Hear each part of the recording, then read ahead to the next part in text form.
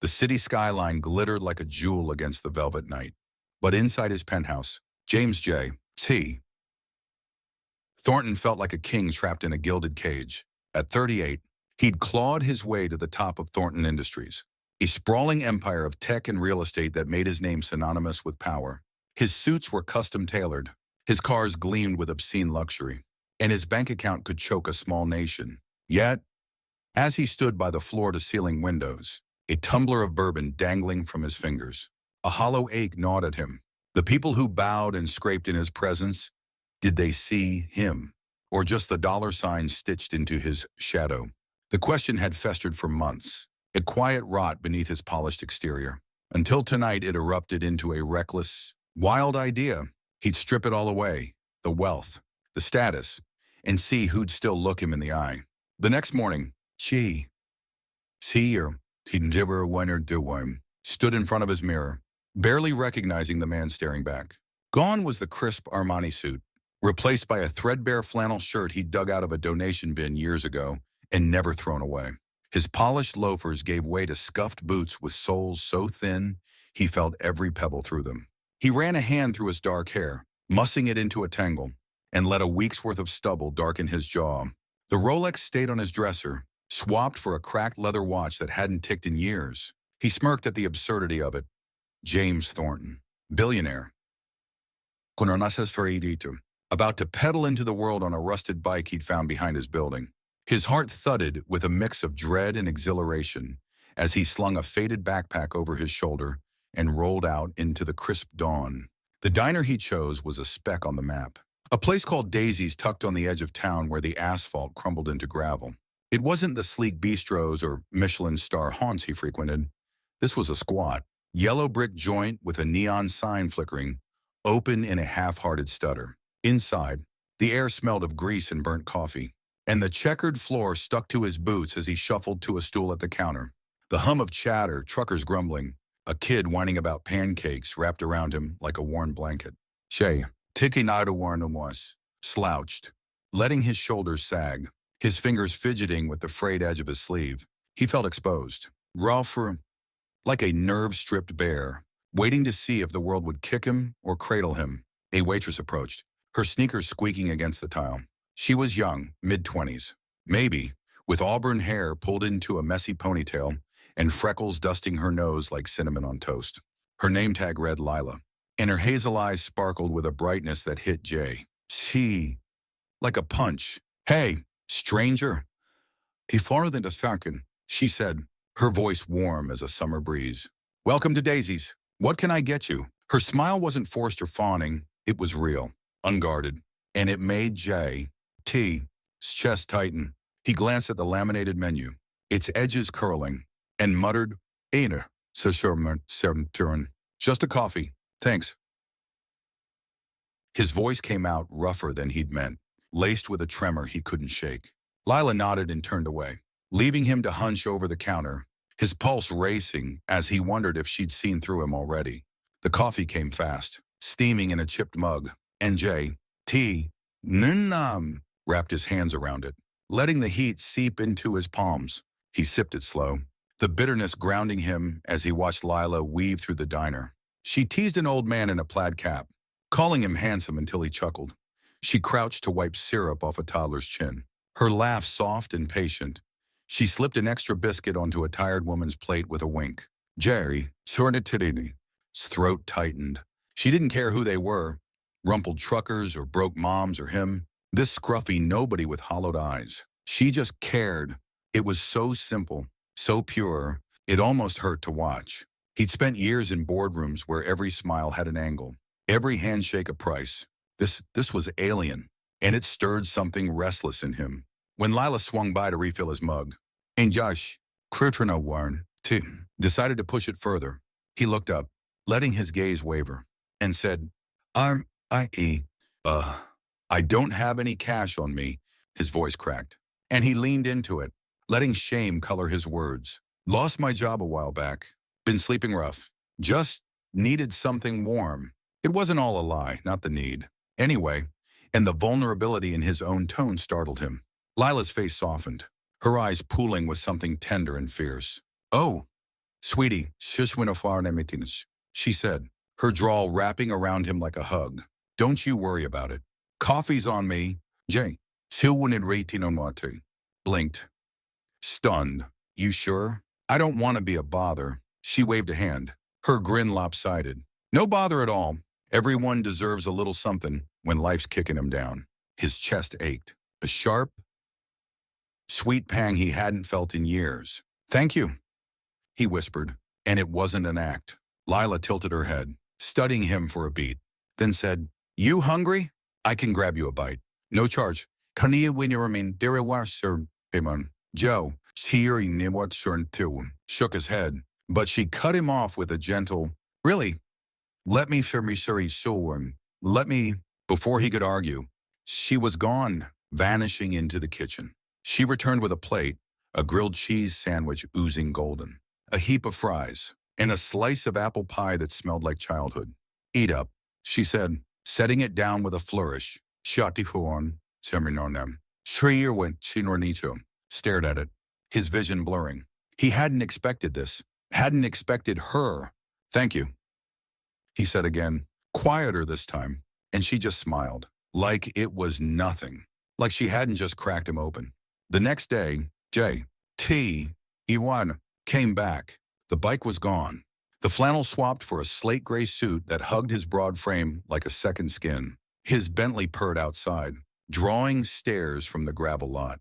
When he stepped into Daisy's, the chatter died, forks hovering midair. Lila froze behind the counter, her tray wobbling as she gaped at him. Owanatotinum. James Thornton, she breathed, her voice a mix of awe and disbelief. He nodded, offering a sheepish smile. Yeah. It's me. Can we talk? She sank onto a stool, her hands shaking as he sat across from her. I owe you an explanation, he began, his baritone steady but laced with something raw.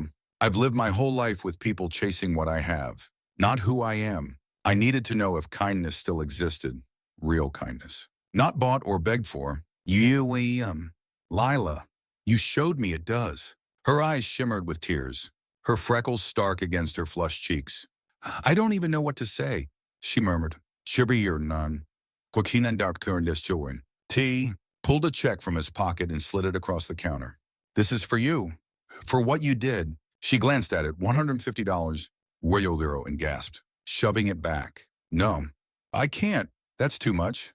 He caught her hand, his grip firm but gentle. You can use it for whatever you've always wanted. You deserve it. Lila's breath hitched, her fingers trembling under his. She didn't argue again, but the weight of it hung between them, heavy and bright. Months later, Lila enrolled in culinary school, her dream of owning a bakery taking root. She still worked shifts at Daisy's, her apron dusted with flour and hope. J.T., shaken awake by her goodness, poured his fortune into a nonprofit, shelters, meals, scholarships for kids with nothing but grit.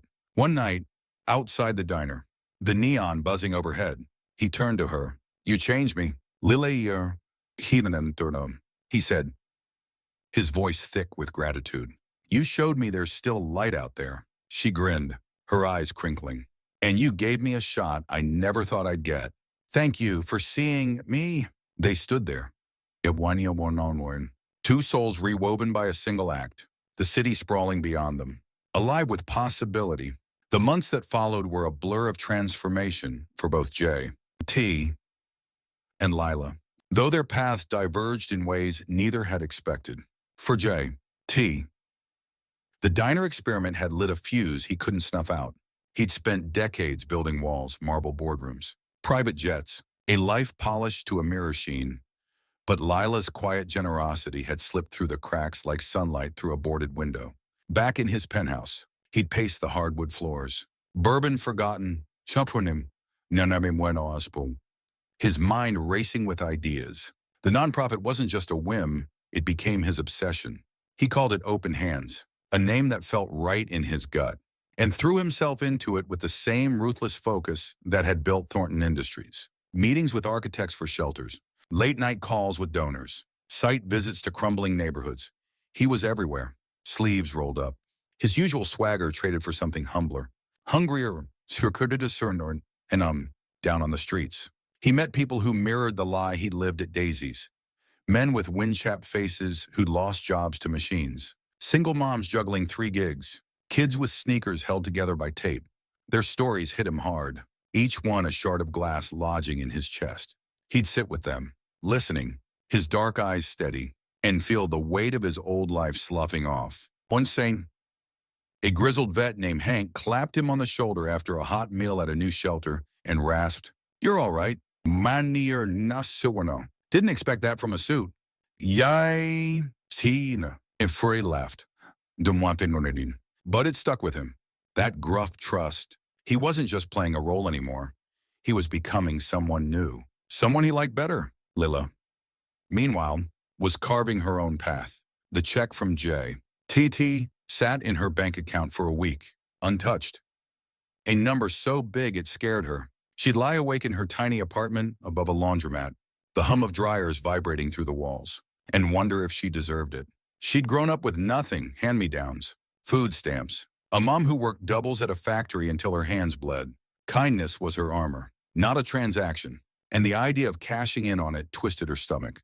But then she'd think of her dream, a bakery with mismatched tables, warm bread scenting the air, a place where people like her could sit and breathe. So she enrolled at the Culinary Institute downtown, her hands shaking as she signed the forms. Classes were brutal, kneading dough until her arms screamed, perfecting buttercream swirls past midnight, but she loved it. Every ache and flour-dusted apron a step closer to something hers. She kept her shifts at Daisy's, 201. Because it grounded her, the regulars noticed the change, the spark in her step, the way she'd hum while flipping burgers, and teased her about it. Got a boyfriend? Lila, one surrender. Old man Pete would cackle, his dentures clicking. She'd roll her eyes and toss him an extra fry. Nah, one hamasum, just baking my way to the top. But the truth was, Joe, his face lingered in her mind, those sharp cheekbones, that unguarded smile when he dropped the mask. She'd catch herself wondering where he was, what he was building with all that fire she'd seen in him. It wasn't love, not exactly, but a tether, a quiet pull she couldn't shake. Their worlds collided again on a rainy Tuesday in November. Jai Yuri T. Anfuasuan had been scouting a lot for a new open hands kitchen when he ducked into Daisy's to escape the downpour. His hair was plastered to his forehead, his trench coat dripping, and he looked less like a billionaire and more like a drowned stray. Lila was behind the counter, pouring coffee for a trucker. When she spotted him, her heart did a funny little flip, and she called out, "Well, look who's back. Thought you forgot us little people." Her tone was playful, but her eyes searched his. Curious. Jay, Tai, grinned on a pemmican, shaking water off like a dog. Never, this place is my compass. He slid onto a stool, and they fell into easy banter. Her teasing him about his soggy tie, him asking about her latest pastry triumph, a cinnamon roll she swore could make angels weep.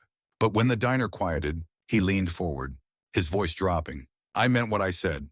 Lila, you flipped a switch in me. Open hands, it's feeding hundreds now. Yes, son. Shelters are up. Kids are getting books. It's because of you, she flushed, tucking a strand of hair behind her ear. I just gave you a sandwich. Jerry E. Sorry, Kinantari. You're the one doing the heavy lifting. He shook his head, insistent. No, you showed me what matters. I was half asleep before that. Lila bit her lip, her fingers twisting a rag. You gave me a shot. 2. E-radar, kitty. I'm halfway through school. Got a business plan sketched out. Lila's Loaves. Dumb name. Maybe, but it's mine. Shatayuri. There you are, the one for 1 year or what did she? His eyes lit up, fierce and proud. Not dumb. Perfect. You're gonna kill it. She laughed, a little shaky, and for a moment, they just looked at each other. The air thick with unspoken things. The rain drummed on the roof, a steady heartbeat, and Jay, Teddy, felt that ache again, not hollow now, but full, brimming. Winter rolled in, harsh and gray, but their lives burned brighter. Jay, Pulkanonoi, opened 3 more shelters, each one a lifeline, and started mentoring teens from the program. Kids with sharp minds and sharper edges, who reminded him of his own scrappy start. He'd sit with them in rec rooms, ties loosened, teaching them code or just listening to their dreams. One girl, a wiry 15-year-old named Deya, told him, "You don't talk down to us. That's rare." He'd smiled, thinking of Lila's easy respect, and said, "Yeah, learned it from the best." Lila's bakery took shape. 2. She found a storefront, a cramped, peeling hole in the wall she could afford with the rest of J. Serum, Tinnernan, Tertiary turn. His gift, and poured her soul into it. She painted the walls sage green, hung fairy lights, sort bakun, and installed an oven that roared like a dragon. Opening day was chaos, burnt scones, a jammed cash register, but the line stretched around the block. People came for her bread, her pies, the menarnarman, Mutsun, her smile. Shay, tea, showed up, too. First in line with a grin that made her knees weak. "Told you," he said being around her, biting into a still warm roll. Angels are crying somewhere. By spring, their bond had deepened, forged in quiet moments. They'd meet at Daisy's or her bakery, sharing coffee and stories. His about a donor who'd cried handing over a check. Hers about a customer who'd left a poem instead of a tip. One reads. One night, under a sky streaked with pink, Shushur Diriniwaj, a Tarneminam, took her hand outside her shop. "I don't know what this is," he said, his voice rough with honesty. "But it's real. Sorry, Runiamwanam." "You're real." Lila squeezed his fingers, her heart pounding. "So, are you? Took you long enough to figure it out?" They laughed, Hasanamidon, to Nmashidikun show, and the sound carried, light and free, years later. Open Hands spanned states, a beacon for the lost, while Lila's Loaves became a chain, each spot a haven of warmth. They never forgot that diner stool, that plate of fries, that first spark. It wasn't a fairy tale, just two people who'd found each other in the mess of it all, proving kindness could build something unbreakable. The years unfurled like a ribbon, each twist in turn weaving Sati, and Lila tighter into the fabric of each other's lives. By the time summer swept in with its sticky heat and lazy golden haze, Open Hands had become a force, a network of shelters, kitchens, and classrooms stretching from coast to coast. Uaidum, T, was no longer the solitary titan barking orders from a glass tower. He was a man with dirt under his nails, a phone buzzing with texts from site managers and kids he'd taken under his wing. He'd traded late-night scotch for early morning runs to construction sites, his broad frame leaner now, his eyes sharper. The work fueled him, but it was the faces, grateful, wary, hopeful, that kept him awake at night, replaying their stories like a song he couldn't shake. One sweltering July day, he stood in the middle of a new Open Hands community center in Detroit, sweat beading on his brow as he watched a crew hoist a basketball hoop. The building was raw, exposed beams, concrete floors, but alive with possibility. A pack of teens lounged nearby, tossing a ball and eyeing him with that mix of suspicion and curiosity he'd come to recognize. Deshiim, now 17 in all, long limbs and quick smirks, sauntered over. "You gonna shoot hoops with us, mister?" "Big shot," she teased, spinning the ball on her finger. "Shay, sure you want short," she chuckled, shedding his blazer. "Only if you're ready to lose." They played until the sun dipped low, his laughter mingling with theirs, and when he sank a clumsy three-pointer, Deja whooped. "All right, old man, you've got game." He grinned, chest heaving, and felt a warmth that had nothing to do with the heat. Lila's world, too, had bloomed beyond her wildest dreams. Lila's Loaves wasn't just a bakery anymore, it was a movement. The original hole in the wall had spawned 5 more locations, each one a cozy patchwork of her heart. Mismatched chairs scavenged from flea markets, chalkboard menus scrawled with specials, and glass cases brimming with croissants, swarm, sourdough, and pies that drew crowds from miles away. She'd hired a small army, single moms, ex-cons, kids fresh out of foster care, and trained them herself, her hands steady as she taught them to knead and fold. "It's not just bread," she'd tell them, her voice firm but kind. "It's pride. It's yours." They listened, and the kitchens buzzed with their chatter, their triumphs, Her days started before dawn, the air thick with yeast and sugar as she tested recipes. Lavender shortbread, a pecan sticky bun that made her groan with delight. She'd tie her apron tight, her auburn hair dusted with flour, and lose herself in the rhythm of it. But there were moments, wiping sweat from her brow or catching her reflection in the oven door. When she'd pause, struck by how far she'd come, the girl who'd once counted pennies for a bus fare now had her name on signs. Her face in local papers. It thrilled her, but it scared her. Too, like she was balancing on a tightrope, waiting for the wind to shift. Shoti churn, churn choy. Tamer shishorn dit fater. And Lila found each other in the gaps, their lives orbiting closer with every passing season. They'd carved out a ritual, Sunday mornings at Daisy's, where it all began. She'd slide a coffee across the counter, black and bitter just how he liked it, and he'd bring her a stack of sketches for open hands projects, eager for her input. This one's got a garden. He'd say, "Do want 'em," tapping a blueprint, his eyes bright. Kids can grow their own food. She'd lean in, her shoulder brushing his, and murmur, "Executive Fortune one, Terry," at a bench, somewhere to sit and think. He always did. Those hours were sacred, a tether to the spark that had ignited them both. And the diner's sticky booths felt like home, but it wasn't all smooth. Jay, Siri T, wrestled with ghosts, board members who sneered at his charity phase, old friends who drifted when he stopped hosting lavish galas. One night, at a rooftop fundraiser, a slick-haired exec named Bryce cornered him with a smirk. "You're throwing away your legacy for a bunch of nobodies." Thornton, "What's next?" "Selling the jet." "Tishkartas under worry, sooner my one." Joe, T. Jaw tightened, his fingers curling around his glass. "Legacy's not a pile of cash," he said, voice low and steel-edged. "It's what you leave behind that lasts." Bryce scoffed. But J. T. walked away, heart pounding, knowing he'd chosen right, even if it stung. Lila faced her own battles. A big chain bakery, Sugar Snap, opened across from her flagship store, its neon sign glaring like a taunt. They undercut her prices, lured her regulars with coupons, and she felt the pinch. Nights where the till came up short, staff she couldn't bear to cut. She'd pace the kitchen, fists clenched, doubt gnawing at her. "What if I can't keep this up?" she confessed to Jay. T. One Sunday, her voice small, he set his mug down, his gaze locking with hers. "You're tougher than they are. Lila, they've got money. But you've got soul. That wins the one." She nodded, shaky but bolstered. And the next week, she rolled out a pay-what-you-can day that packed the place. Her community rallying like an army. Their bond grew fiercer through the storms. One crisp fall evening, J.T.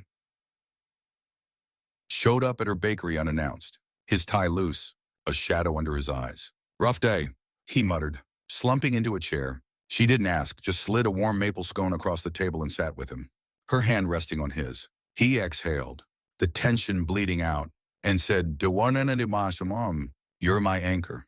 "You know that." Her throat tightened, and she squeezed his fingers. "And you're mine."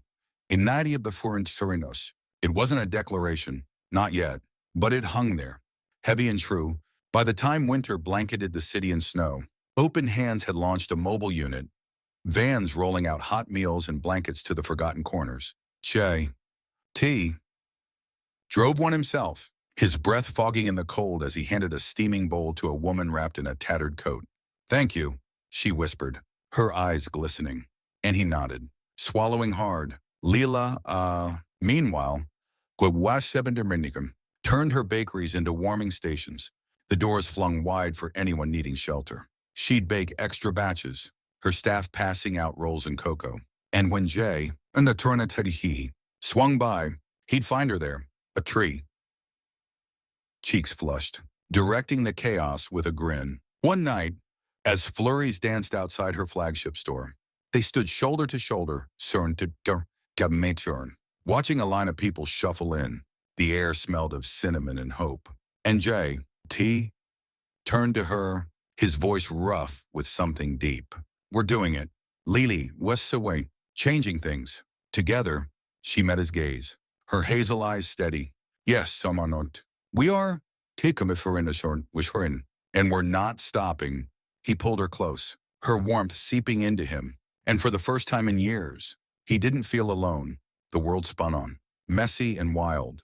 But they'd built something, brick by brick, loaf by loaf, that no storm could tear down. Spring arrived with a vengeance. the city thawing under a riot of green and bird song that seemed to mock the gray months before. For Jay, Sakin Wasserm, it was a season of reckoning. Open Hands had grown into a beast, 22 sites, a staff of hundreds, and a budget that made his accountants sweat. He'd traded his corner office for a cluttered desk in a converted warehouse, surrounded by maps pinned with red dots and stacks of grant proposals. His days were a marathon, meetings with city officials, ribbon cuttings for new kitchens, late-night strategy sessions with his team. He thrived on it. The chaos feeding a fire he hadn't known he'd buried. But it came at a cost. Sleep was a stranger, his phone a constant buzz, and the weight of every decision pressed on his shoulders like a yoke. One muggy afternoon, he stood in a half-built shelter in Atlanta, the air thick with sawdust and promise. A kid named Marcus, barely 16, loped over with a hammer in hand. "You really think this place'll change anything?" he asked, his voice edged with skepticism. "Sharpitod, Driyum." Sishorturi wiped sweat from his brow, meeting the boy's wary gaze. "Yeah, I do. Not everything. Can't fix the world. But it'll give you a shot." "That's enough," Marcus shrugged. But a flicker of something, hope, maybe, crossed his face before he turned back to the drywall. Charging. She watched him go, his chest tight. These kids weren't just numbers. They were why he kept pushing. Even when his bones ached and doubt crept in. Lila, hitward to the submarine, was stretching herself thin. Lila's Loaves had hit 7 locations, each one a testament to her grit. But the growth brought new thorns. Supply costs spiked. A delivery truck broke down, and Sugar Snap kept nipping at her heels with glossy ads and half-priced muffins. She'd lie awake in her apartment, the ceiling fan clicking overhead, running numbers in her head until her eyes burned. But the bakery was her soul. She'd fight for it with every ounce she had. She started hosting baking workshops, teaching locals to make bread for free, and the buzz drew crowds. "You're not just selling loaves," a reporter told her during an interview, scribbling in a notebook. "You're building something bigger." Lila smiled, flour smudged on her cheek. "That's the plan." Their paths crossed less often now, the grind pulling them in opposite directions. But the thread between them held fast. They'd steal moments, a quick call, a text with a blurry photo of a new project. "Miss your coffee. Che, te," typed one night, sprawled on a motel bed after a site visit. "Miss your face." Lila shot back, her fingers sticky with dough. The distance ached, but it sharpened their need for each other, like a blade honed by absence.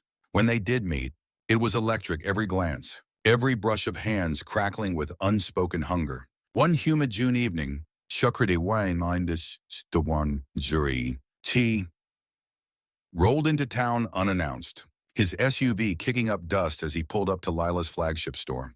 He found her in the back, wrestling with a mixer that had jammed mid-batch. Her hair was a wild halo, her tank top clinging with sweat, and she cursed under her breath as she yanked at a lever. "Need a hand," he called, leaning in the doorway. She spun around, startled, then broke into a grin that lit her whole face. "Well, here's someone, my mom. Look at you. Thought you were too busy saving the world." He stepped closer, his boots scuffing the floor. "Never too busy for you." She laughed, wiping her hands on a rag, and the air shifted, thicker, charged. So they ended up on the bakery's tiny patio, a string of bulbs swaying overhead as dust settled in. She poured him a lemonade, tart and cold, and they sat on rickety chairs, the hum of crickets filling the silence. "How's it going out there?" she asked, her voice soft. Shay leaned back, his fingers tracing the glass. "Big admirer, messy, worth it." "Yeah, you," she sighed, tucking her knees up. "Semina Trawood. Feels like I'm running on fumes some days, but I can't stop." He nodded, understanding threading through them like a current. "We're in deep." Mihuanasun. She met his eyes, her gaze steady, yet dumb. "But I wouldn't trade it." The night stretched on, and they talked about the shelter that almost didn't open, the brioche she'd finally perfected, the way the world kept testing them. His hand found hers on the table, rough against her calluses, and he didn't let go. "Lili, fortikines, shiritorma," he said, low and urgent. "I don't know how to do this without you in it." Her breath caught, her pulse hammering. "Then don't," she whispered. He pulled her close. "Her kundisurs Camardo. their lips crashing together, a kiss that tasted of lemon and longing. Years of trust igniting into something fiercer. When they broke apart, breathless, she grinned against his jaw. Took you long enough. Summer bled into fall, and their lives tangled tighter. Shri Urnam. T brought Open Hands kids to Lila's workshops, watching with quiet pride as they shaped dough and swapped stories with her staff. She'd sneak into his shelters with trays of pastries, her laugh cutting through the din as she handed them out.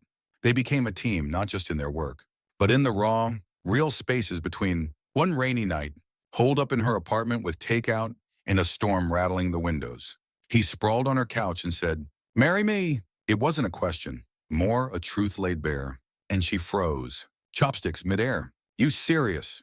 He sat up, his eyes locked on hers. Dead serious. She set the food down, her hands trembling, and climbed into his lap. "Yes," she murmured, and they sealed it with a kiss that felt like a vow. The wedding was small, daisies decked out with wildflowers, the regulars as witnesses, Deja smirking in a borrowed dress. Lila wore white lace, simple and stunning, and J.T. couldn't take his eyes off her. They danced under strung lights to a jukebox tune, her head on his chest, his arms anchoring her. "We did it," she whispered. "Built something real." He pressed his lips to her hair. "And we're just getting started." Years later, Open Hands was a national name, its logo on vans and billboards, while Lila's Loaves dotted cities like stars, each one a sanctuary. They had a daughter, Ellie, which year in interwa, with Lila's freckles, and J.T. suck a stubborn streak, who'd toddle through bakeries and shelters alike, a bridge between their worlds. One evening, as the sun dipped low, they stood outside Daisy's. Inernuatsa second wooden Shibinma. Ellie on J. Sanki Trinity Hanan. His shoulders, Lila's hand in his. The neon flickered. The air smelled of grease and memory, and he squeezed her fingers. "Still my compass," he said. She smiled, fierce and soft. Always, the world spun on, but they'd carved their place in it, unshakable, alive. Together, the years rolled forward, relentless and tender, etching lines into J.T.'s face and silver into Lila's hair. By the time Ellie turned 10, their lives had settled into a rhythm, not quiet, never that, but steady, like the pulse of a river carving its path. Open Hands had become a cornerstone, its reach sprawling across borders into Canada and Mexico, a sprawling web of hope stitched together by J.F. A stubborn vision. He was 48 now, his frame still broad but softened at the edges, his dark hair streaked with gray. He'd swapped the warehouse desk for a mobile office, a tricked-out van he drove between sites, maps and coffee cups littering the dash. The work never slowed, it evolved. Trade schools for adults, mental health clinics, partnerships with tech firms to train kids like Marcus, who'd gone from swinging a hammer to coding apps. One crisp October morning, Jury Worm, Very Inu Yaridiwa, T. Isamo, stood in a new Open Hands hub in Seattle, the Puget Sound glinting beyond a wall of windows. The place was alive, volunteers unpacking books, a carpenter teaching a group of teens to sand a table, the clatter of a kitchen prepping lunch. He leaned against a pillar, arms crossed, watching it unfold with a quiet ache in his chest. A woman approached, mid-30s, weedy, with a scar snaking down her cheek. "You're Thornton, right? You're Surrey?" she asked, her voice gravelly. He nodded, bracing for a pitch or a plea. "Instead," she said, "got my kid into your program last year. She's reading now. Real books. Thought you should know." She walked off before he could reply, leaving him blinking back, a sting in his eyes. Those moments, they were the fuel. The why, the thing that kept him driving through rain and exhaustion. Lila's empire. Your Sibro had grown wild and wide. Lila's Loaves numbered 12, each store a little universe of warmth. But she'd expanded beyond brick and mortar. She'd launched a line of baking mixes, sourdough, cinnamon rolls, pie crusts sold in supermarkets, the packaging stamped with her freckled grin and a note, made with love. "From me to you." The money poured in, and she funneled it back. Scholarships for culinary students, donations to Open Hands, a fund for small businesses gutted by floods or fires. She was 42, her hands rough from years of dough, her hazel eyes sharper with wisdom. She still baked, though every dawn in the original shop, her sanctuary, where she'd knead and hum and let the world fall away. Ellie was their wild card, a whirlwind of energy with J.D.I.M. point. Its intensity in Lila's heart. She'd inherited her mom's freckles and her dad's knack for fixing things. By 8, she'd taken apart a toaster just to see how it ticked. She'd bounce between their worlds, piping frosting with Lila's crew or trailing Jay. Sicky was through shelters, asking questions that cut straight to the bone. Why don't they have homes? Daddy, she'd demand, her small brow furrowed. He'd crouch to her level, voice steady. Some people get dealt a bad hand. Kiddo, we're trying to reshuffle the deck. She'd nod, solemn, so ones, then dart off to hand out cookies. Her ponytail swinging, Lila would watch, a lump in her throat, and murmur, she's got your fight. Their family was a messy, beautiful thing. Weekends were sacred, pancake mornings in their rambling brownstone. The kitchen a war zone of batter and laughter. He would flip flapjacks. Ellie perched on the counter calling out orders, while Layla sipped coffee and sketched ideas for new recipes. They'd pile into the van some Sundays, hitting back roads to scout new sites or just breathe. Picnics by rivers.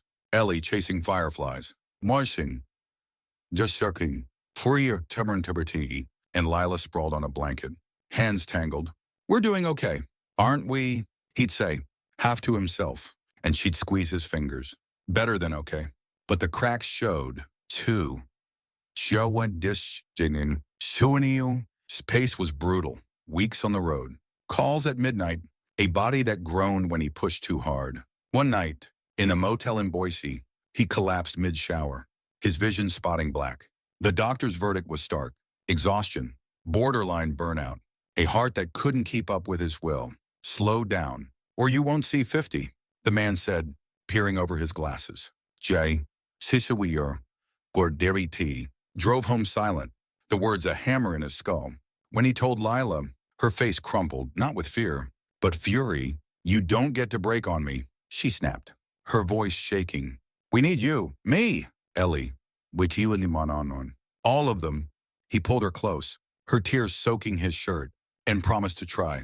It wasn't easy, he delegated. Hired more hands, but for her, he bent. Lila's own storm hit when Sugar Snap's parent company sued, claiming her mixes stole their recipes. It was nonsense. A corporate shakedown, but the legal fees bled her dry. She'd pace the bakery, her nails bitten raw, as lawyers droned on speakerphone. Jessim, Siu, stormed in one night, his jaw set. They're bullies. Let me fight this. He called in favors, top attorneys, PR sharks, and turned it into a David and Goliath story the press ate up. Local hero baker takes on Big Sugar. The headlines blared. The case collapsed. Sugar Snap slinking off, and Lila sank into J. T. SARMs. Her relief a shudder. I owe you, she whispered. He kissed her forehead. We're even Ellie's 11th birthday brought them full circle. They threw it at Daisy's, still standing, still greasy, streamers dangling from the ceiling. The jukebox crooning. The regulars came, plus a gaggle of open hands kids and Lila's staff, all crammed into booths with cake and noise. Ellie, crowned with a paper tiara, darted between tables, her laughter a bell. Shay, and Lila stood by the counter, watching Yerasum, Western Simon. When Deja, now 20, a coder with a buzz cut, sidled up. You two did good, she said, nodding at the chaos, not just with her, with all of us. Shayer, Curti, grinned. Esar no one, his arm around Lila. Couldn't have done it alone. A later rhyme. As the party wound down, they slipped outside. The night cool and star-streaked. Ellie was asleep on a bench, frosting on her cheek, and Jay, Tiki, scooped her up, her weight familiar against his chest. Lila leaned into him, her head on his shoulder, and they stood there, the diner's glow spilling over them. Think we've got more in us? She asked, her voice a murmur. He looked down at her, at the girl in his arms, at the life they'd built from a single act. Yeah, Hanodider, he said, certain, the secret whole lot more. The next decade tested that. Open hands faced scandals, embezzlement by a rogue manager, a fire that gutted a flagship site. Lila's Loaves weathered recalls, Storms, Pasimon, a pandemic that shuttered half her stores, but they fought side by side. Bruised but unbowed, Ellie grew into a force, a teen with her mom's grit and her dad's vision, sketching plans for eco-friendly shelters and vegan breads. One evening, in their 60s, it's Thornton to be Mimon. Jerome, T, and Lila sat on their porch, the city humming beyond, and he said, "We didn't just change things. We made a damn legacy." She smiled, her hand in his, and it's still growing. Time didn't slow, but J, T, and Lila learned to bend with it. Their lives a tapestry of scars and triumphs woven over decades. By the time Ellie hit her 20s, the world had shifted beneath them. Technology raced ahead, cities swelled, and the problems they'd fought grew thornier, more tangled. Joe, Turi Yerman Turmananto, was 62, his hair fully silver now. His gait slower after a knee surgery he'd grumbled through. He still drove the van, though he is there its dashboard, a museum of Ellie's old drawings and Lila's handwritten notes. Open Hands had morphed into a global network. Hubs in Europe, Asia, South America, its mission sharper. Not just survival, but dignity, opportunity, a ladder out of the muck. He'd handed the CEO reins to a whip-smart woman named Priya, a former shelter kid with a PhD in a fire he trusted. But he couldn't stay away. He'd show up at sites, sleeves rolled, trading stories with volunteers or teaching kids to fix engines, his hands steady despite the tremble creeping in. One foggy morning in London, he stood in an Open Hands tech lab, a sleek space humming with 3D printers and screens. A lanky teen named Amir showed him a drone he'd built, small, scrappy, designed to drop food packs into flood zones. "Think it'll work?" Amir asked, his accent thick, his eyes nervous. J. T clapped his shoulder, grinning. "It'll do more than work. It'll save somebody. Keep going." Amir beamed, and T felt that old spark, the one Lila had lit all those years ago, still burning through the haze of age. He called her that night, his voice crackling over the line. "These kids, Lila, they're the future. Makes me feel ancient." She laughed. Reform, warm and low. "You're not ancient. You're seasoned. Big difference." Sir one and a mine and on one. Lila was 58, her auburn hair a soft gray, her frame wirier from years of hauling flour sacks. Lila's Loaves had hit 20 stores, a constellation of comfort, but she'd pivoted again. Mobile bakery trucks, painted sage green, rolling into food deserts with fresh bread and jobs for locals. She'd partnered with Open Hands, sinking their missions. Her trucks parked at shelters, feeding bellies while T, as crews built futures, she still woke at dawn, baking in the original shop, her hands moving on instinct, kneading, shaping, the rhythm of prayer. The mixes had gone global. Chulu too, stocked in Walmarts and corner stores, each box a little piece of her soul. She'd sit in her office, once a broom closet, now cluttered with awards and marvel at it. The girl from nothing, now a name on lips worldwide. Ellie was their bridge to the new era. At 23, she'd graduated with a dual degree, engineering and social policy. Her mind a furnace of ideas. She'd joined Open Hands as a strategist. Her plans bold: solar-powered shelters, AI to match people with jobs, a podcast that turned their story into a rallying cry. She had Lila's freckles and T, his jawline, but her fire was all her own. "We're not just patching holes," she'd say, pacing their living room, her voice sharp. "We're rewriting the game." T, Abid would nod, pride swelling, while Lila smirked. "She's you with better hair."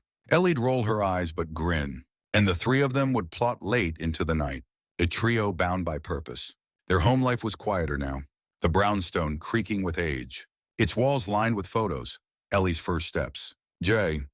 T, cutting ribbons. Lila with flour-dusted aprons. They'd downsize the chaos. No more pancake wars. Just coffee on the porch, watching the city wake. But the love held, fierce and weathered. One snowy evening, T, found Lila in the kitchen, testing a gingerbread recipe, her glasses fogged from steam. He wrapped his arms around her from behind, his chin on her shoulder. "Still smells like heaven," he murmured. She leaned into him, smiling. "Still feels like home." They stood there, the years a soft weight, and he knew he'd trade nothing for this. The world kept throwing punches. A recession hit, gutting open hands funding. Joy, see, fought tooth and nail, rallying donors, selling old assets. Lila's trucks took a hit when gas prices soared, but she retooled electric vans. Leaner routes, yes, a one. Ellie faced her own war. A smear campaign from a rival NGO, calling open hands a corporate vanity project. She hit back with data, fire, an money, and a viral video of J.C. handing out coats in a blizzard, her voiceover cutting through. This is who we are. The tide turned, but it left them all bruised, leaning on each other harder. We're still standing, Lila said one night, her hand in J.T. Erections. Ellie sprawled across from them. That's what counts. Their legacy crystallized in small, bright moments. One spring, Ellie dragged them to a rural open-hand site in Tennessee, a farm-turned training ground. Kids tilled soil, baked with Lila's recipes, learned trades under J.T. Sachel wish there were none. A girl named Rosa, 16 and shy, gave Lila a loaf she'd baked, lopsided, but hers. You taught me this, Rosa said, blushing. Lila hugged her, tears pricking, and whispered, You're teaching me now. Jerry T. Sanneawam, watching us, his throat tight. And later, no really to breed diverse fiction, as they drove home, he said, That's it, Spatpreen, isn't it? Passing it on, Lila nodded, her hand on his knee. Yeah, it's bigger than us now. By their 70s, the pace eased. Yeah. Chi stepped back, an advisor now. His van parked more than driven. Lila handed the Loaves reins to a protege, a fierce woman named Carla who'd started as a dishwasher. They traveled, quiet trips. No agendas, visiting sites, tasting local breads, Ellie joining when she could. One dusk, in a Tuscan village, Eurovision was men. They sat on a hillside, wine in hand, the sky ablaze. Think we did enough? Lila asked, her voice soft. Che, one. To you wanted much. Looked at her, gray hair glowing, eyes still sharp, and smiled. More than enough. Look at Ellie. Look at them all. She leaned against him, the warmth of her steadying him. Gooden. In one. Let's keep watching.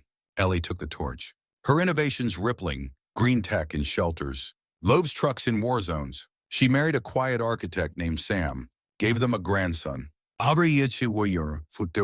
With J.T. Heatering grin. One summer, at 80, Jeng, T. and Lila sat in daisies. The place a relic but theirs. Leo toddled between stools, Ellie laughing with the cook. J. Tesson squeezed Lila's hand, his voice rough. Started right here. You and me, she smiled, her eyes crinkling. And it's still going. The neon buzzed. The world turned Runa, and their story, born of a sandwich. A check, a spark lived on, unbreakable, endless. Age crept in like a slow tide, lapping at J.T. and Lila with quiet insistence as they crossed into their 80s. The world they'd shaped stood tall, open hands a sprawling giant. Lila's Loaves a household name, but their bodies betrayed the years. Jaunty, Sabrina was 84. His once broad shoulders stooped, his hands gnarled from decades of gripping steering wheels and shaking hands. He walked with a cane now, a polished oak one Ellie had carved with their initials. His steps deliberate, but his eyes still fierce. At 80, moved with a limp from an old baking injury. Her gray hair cropped short, her freckles faded into a map of wrinkles. They'd retreated to the brownstone full-time, its creaks and groans a mirror to their own. But it was home, a fortress of memory, its walls whispering their story. Mornings were slow, a ritual of coffee and quiet. Jesse said, would shuffle to the porch, his mug trembling slightly as he settled into a rocker, while Lila joined him with a plate of scones, still baked fresh, her hands refusing to quit. They'd watch the street wake, kids biking past, the city's pulse a distant hum. Think they know what we did? J.T. asked one day, his voice gravelly. Eyes on a boy kicking a ball. Lila tilted her head, her smile wry. Some do, doing. Most don't. Doesn't matter. They're living it. He grunted, satisfied. And they sat in the comfortable silence of two souls who'd said all there was to say and still found more in the quiet. Ellie was their lifeline to the now. At 36, she'd taken open hands to heights they'd only dreamed. Satellites tracking aid drops, partnerships with governments, a TED Talk that went viral. She'd kept Lila's Loaves nimble. Two were disarmed, her truck solar-powered. Her mixes in every corner store from Tokyo to Tulsa.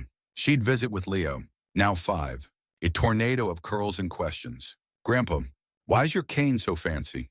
He'd ask, tracing the carvings. Nyake narun market. Chui would hoist him onto his lap. Voice low. Your mom made it. Means it's special. Like you. Leo'd giggle, and Lila would watch, her heart swelling, the years collapsing in the sound. The world hadn't softened, pandemics flared. Wars chewed up borders. Climate shifts drowned coastlines. But their legacy held. One winter, a hurricane tore through the Gulf, and Ellie's crews were there. Open hands drones dropping supplies. Loaves trucks feeding the displaced. Jetty in them, tea, and Lila followed it on the news. Their old TV flickering, his hand tight on hers. She's got it, he muttered, pride rough in his throat. Lila nodded, tears brimming. She's got us in her. They sent a check, smaller now. Their fortune thinned by giving, but it was something, a thread still tying them to the fight.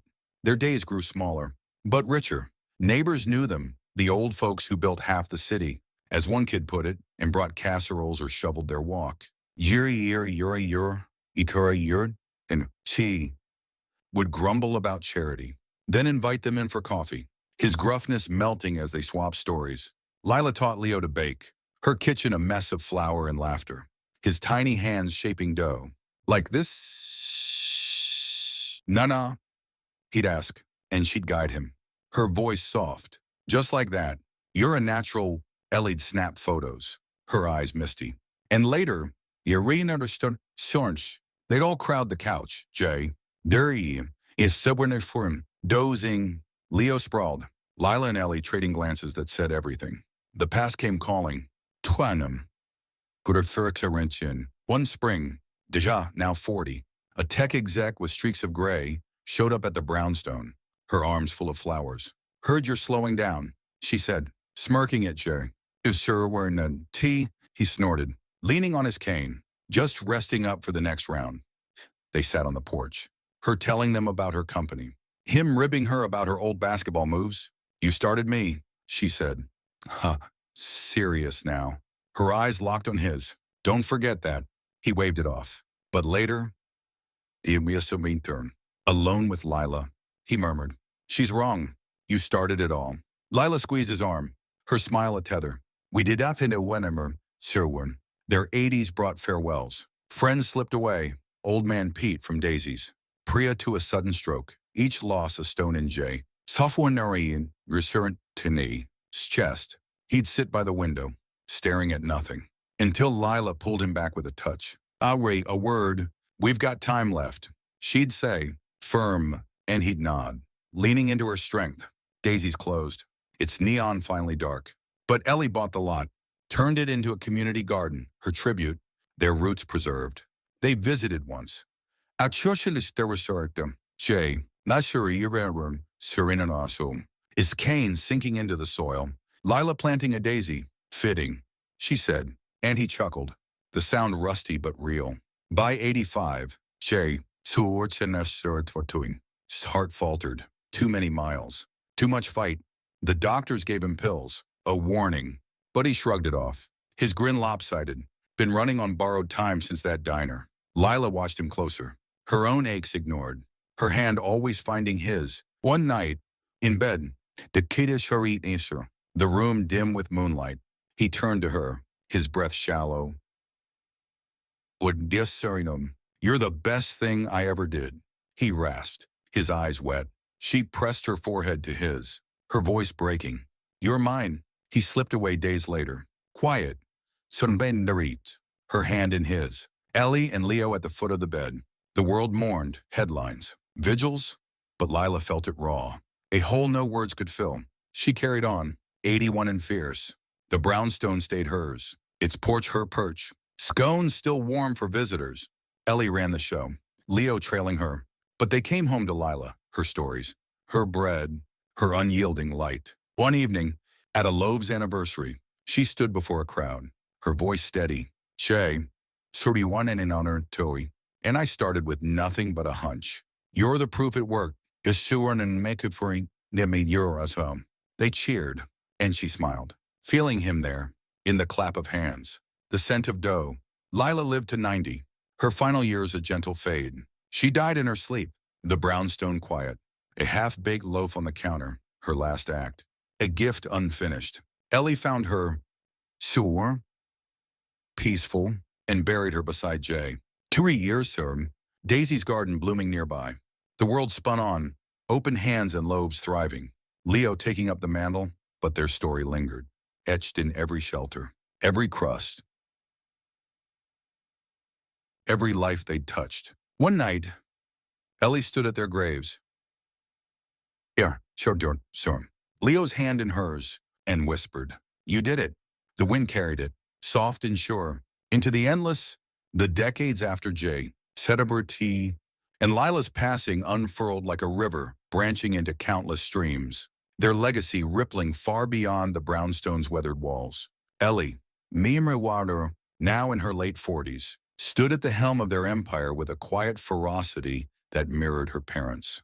Her hair, once a wild auburn like Lila's, was streaked with silver, pulled back in a no-nonsense bun as she moved between Open Hands Global Headquarters, a sleek, solar-powered campus in Chicago, and the flagship Lila's Loaves, still humming with the scent of yeast in its original spot. She was 52, her frame lean from years of restless energy, her hazel eyes carrying the weight of their dreams. Leo, at 17, was her shadow and her spark, tall, weary, with J.T. his crooked grin and a mind that raced ahead of his years. Open Hands had become a titan, its name synonymous with resilience. Under Ellie's watch, it wasn't just shelters and kitchens anymore. It was a movement. Urban farms feeding millions, biotech labs crafting affordable prosthetics, virtual classrooms beaming lessons to remote villages. She'd pushed it into the digital age, her voice crisp on podcasts and holograms, rallying a generation to build, not break. Leo tagged along, his hands in the dirt or on a keyboard, his questions sharp. Why not drones for medicine? Mom Parat Tunisia Winarn. Why not blockchain for donations? She'd ruffle his curls, smirking. Keep talking, kid. You're next. He was already coding apps for aid tracking, his name whispered in boardrooms as the heir apparent. Lila's Loaves, Sir T. 2 had evolved. The chain hit 50 locations. But Ellie honored her mom's roots. Every store kept its quirks, its warmth. No cookie-cutter gleam. The trucks roamed wider, refugee camps, disaster zones, each one a lifeline of bread and hope. Leo helped design a new model, compact, slender, electric with ovens that doubled as heaters in a pinch. Nana'd love this. He'd say, testing one in the backyard, flour on his jeans. Ellie'd nod, her throat tight, seeing Lila in his steady hands. The mixes stayed a juggernaut, but she added a twist, proceeds funding Lila grants. Microloans for bakers worldwide. Mom always said bread's a start. She'd tell her team, and they'd nod. Her quiet command, a echo of J.T. Circuit of Steel, the brownstone stayed a shrine. Though Ellie lived there less, her life split between cities. Leo claimed it weekends, turning the attic into a lab, gears and screens spilling over. A chaos J.T. would have loved. He'd sit on the porch, now patched with new boards, and read their letters, faded notes from J.T. to Lila, scribbled blueprints, a recipe in Lila's looping scroll. They were giants, he told Ellie once, his voice low, and she squeezed his shoulder. We're just standing on them. She'd kept Daisy's garden, too, expanded it into a park, wildflowers nodding over their graves, a plaque reading J.T. were and Lila Thornton. Kindness built this. The world kept spinning, brutal and bright. Climate wars flared.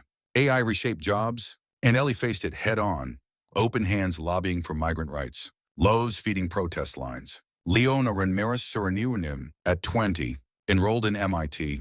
His focus split, robotics for aid, ethics to guide it. He'd call Ellie late, voice buzzing through static. We can't just react. Mompernatimurum, Hurmendifern. We've got a lead. She'd smile, hearing Jay Wainun, Renamin, Seek to Warmes to Senti, sprees fire, and say, Hey, Mom, then do it. He did by 25. He'd launched Thornton Labs, a startup fusing open hands mission with tech that stunned, drones planting seeds, bots purifying water. For Grandpa, he told a crowd at its unveiling. Ellie in the front row, her eyes wet. Their story grew mythic, books, films. A musical Ellie groaned at, but secretly loved. Scholars traced it back. A diner. A sandwich, a check that cracked the world open. But the real pulse beat in the lives they touched. One summer, a woman named Amina, 40, a baker in Nairobi, visited the brownstone. She'd started with a Lila grant, now owned 3 shops. Her kids in school. Your mother saved me, she told Ellie, pressing a loaf into her hands, its crust warm. Ellie hugged her, the bread between them, and felt Lila there, fierce and alive. Leo hit 30. His lab's a global force. His name on patents and peace prizes. He married Priya's daughter on Kirita Renamisuri Terminenum, but Nia, a coder with her mom's edge, and they had twins. Lila Jane and James, Shoshashoritiswan, their laughter filling the brownstone anew. Ellie, Methrothinum, nearing 70, stepped back, her hair white, her limp pronounced, but her gaze unyielding. She'd sit with the twins, telling tales. Jay, T. His gruff laugh. Lila's flowered hugs while Leo watched, his chest tight. You're the bridge. Mirror. He told her once, and she shook her head. You are. Keep it going. The century turned, and their mark deepened. Open hands hit 100 years. Its gala a spectacle. Holograms of Joe, T, and Lila flickering on stage. Leo, graying at 50, speaking. They believed in us. We believe in you. Loaves trucks, now autonomous, fed a warming world. Lila Jane and James, teens now, baking beside them. Ellie lived to 90, dying in the brownstone. Her last breath with Leo's hand in hers. The twins' voices downstairs. She was buried with Jay, T, and Lila. The garden wild around them. Her name carved beside theirs. Leo carried it on. His twins after him. The Thornton name a beacon. Shelters on Mars. Bred in slums. A kindness that defied time. One night, Lila Jane, at 30, stood in Daisy's Park, now a heritage site, her brother beside her. Think they'd be proud, she asked, wind tugging her hair. James grinned. Jay, Tilere Kitfoin, is echo.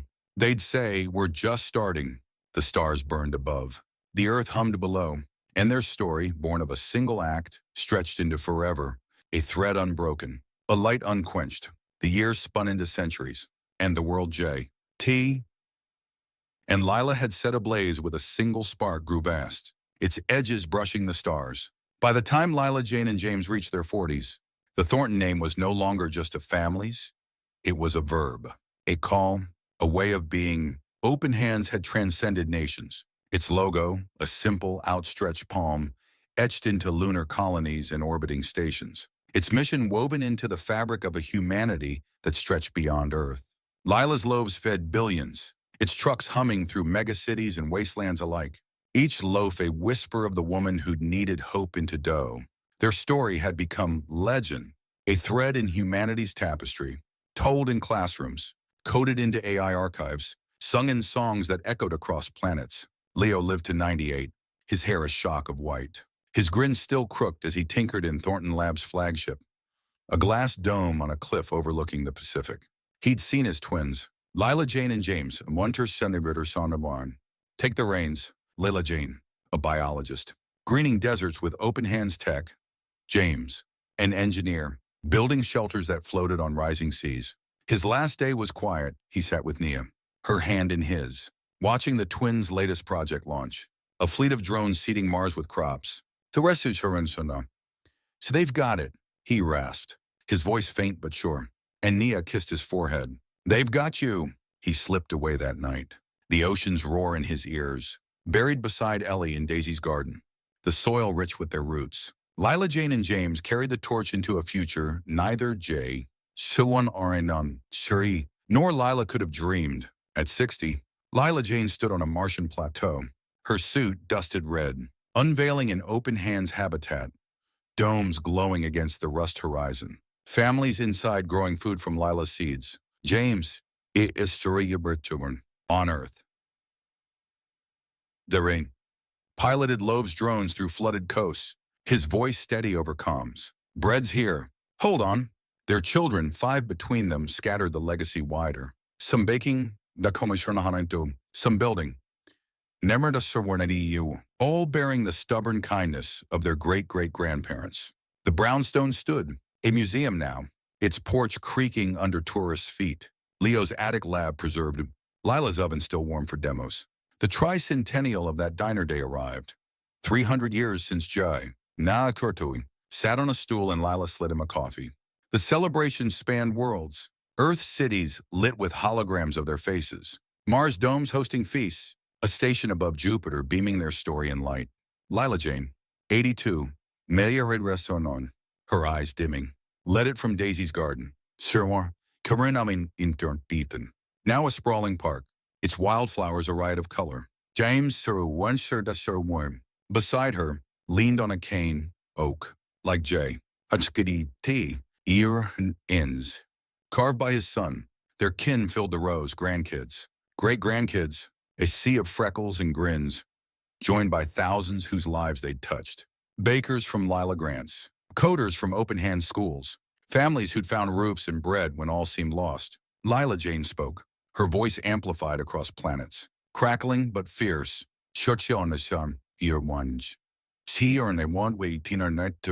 And Lila didn't know they'd start this. They just saw a need, him with his hunger, her with her heart, and acted. It wasn't grand plans or billions. It was a sandwich. A moment, that's all it takes to change everything. The crowd hushed, the wind carrying her words, and James squeezed her hand, his throat tight. A drone overhead dropped petals, daisies, engineered to bloom anywhere, blanketing the graves where Jay, Sakrishorin, Lila, Uwenenawan, Ellie, Suernebrima, and Leo slept. Their names worn but legible. That night, as fireworks painted the sky, reds and golds over Earth, purples arcing above Mars, Lila Jane and James sat on the brownstone steps, the park alive with laughter. She pulled a loaf from a bag, a recipe Lila'd scribbled centuries back, and broke it, handing him half her one. When do you want?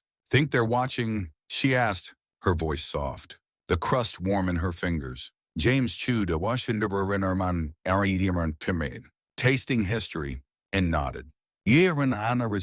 Probably arguing over who gets credit. She laughed, a sound like Lila's, and they ate in silence, the city glowing beyond, the stars winking above. The next dawn, a kid, 10, scruffy, from a nearby shelter, wandered into the park, drawn by the lingering scent of bread. A volunteer, James's granddaughter, Mirashanuwan, spotted him, her eyes crinkling like Ellie's. He hungry, she asked, offering a roll. He took it, Yorari, then smiled, and she sat with him, the garden stretching around them. The act was small, unnoticed, petals falling, a breeze rustling, but it echoed, a spark in the endless changer, Chatu, he, and Lila had forged. Their story didn't end. It couldn't. It lived in every hand that reached out, every bite that filled a belly, every roof that held back the rain. From a diner stool to the red dust of Mars, they'd built a forever, not of stone or steel, but of kindness, stubborn and bright, a flame no dark could snuff. And somewhere, in the hum of the universe, one. J.T.? His gruff chuckle and Lila's warm laugh rang on. Together, always sedentary, as the world they'd changed turned ever forward,